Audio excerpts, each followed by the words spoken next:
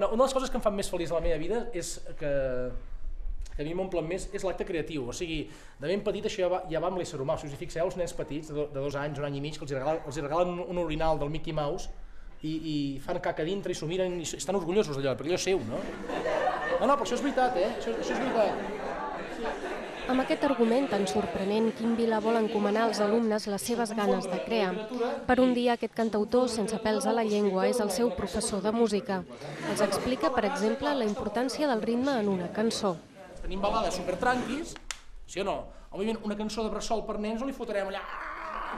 Ni no, saps? Com ha de ser? Ha de ser rítmicament molt suau, no? Ni no, vale? Els nois així senten parlar d'una manera molt directa sobre la música, una manera de parlar que sovint no permet el programa del curs.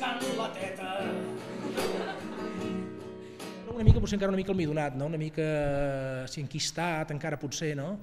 I saps què passa? Que és el que deia jo, els nanos, jo faig una conferència, potser és l'únic cop que em veuran a la seva vida, aquests nanos, no? I clar, és el factor sorpresa, i veu aquí un tio, i jijijaja, i mira, ja tenim 1 hora més. Però clar, una persona que està cada dia aquí també és molt diferent, No pots també cada dia aquí sorprendre'ls pedagògicament, i didàcticament, i engrescar-los. Una cançó comercial es fa amb una recepta, els diu. Un ritme fàcil, una roda d'acords senzilla i una melodia enganxosa i previsible. I faig... Com continuaríeu?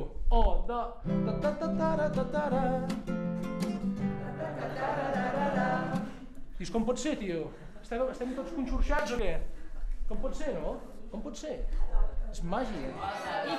Els proposa un repte, crear una cançó d'aquestes ara mateix. Els alumnes trien fer una Nadala a ritme de rumba. Pastores y reyes van para portar... Vale, què més? San José y la Virgen. Ahí está. Esperando están. I al final sembla que se'n surten. Esperando están. Pastores y reyes van para portar San José y la Virgen esperando están.